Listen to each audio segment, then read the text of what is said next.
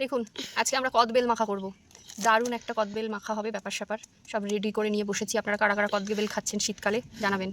Ready? এটাকে প্রথমে ফাটানো কাজ। মনে হচ্ছে আমার কম্বো না, না ফেটে গেছে, যাককে ফেটেছে। লোকটা ঠিকই বলেছিল, এটা পুরো গাছ পাকাই বলেছে। গাছ পাকা কিনা জানি না, তবে ভালোভাবে পাকা, খেতে মনে হয় খুবই ভালো হবে।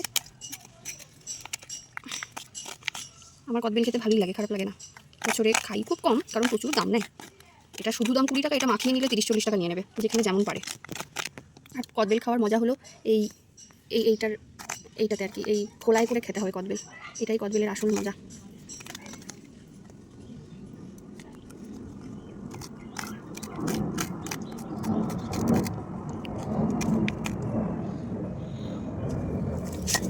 কদবেলটাকে একটু মেখে নিই।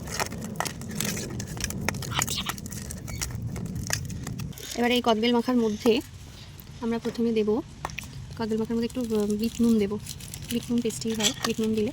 একটু বিট নুন দিলাম, আর একটু সাদা নুনও দেবো, অল্প একটু পরিমাণে সাদা নুন দেবো।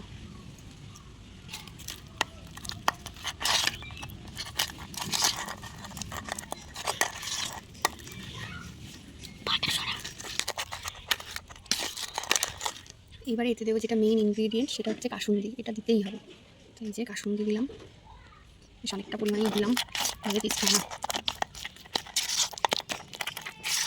আবার দেবো একটু সর্ষের তেল,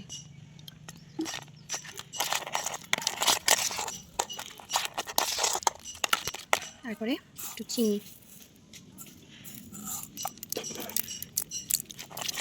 মা একটু লঙ্কা দাও।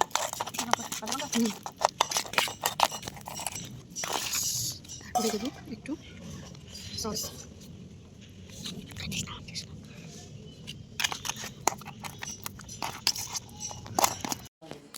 আমাদের কদবেল মাখা ডান। একটু নুন আর একটু কাঁচা লঙ্কা দিয়েছিলাম শেষে, তারপরে মেখেছি। আর এটাকে আর বেশি দেখালাম না। আপনারা কারা কারা এরকম কদবেল খান? শীতকালে এখন দেখছি এটার দোকান রাস্তায় টাস্তায় খুব বেশিই দেখা যাচ্ছে।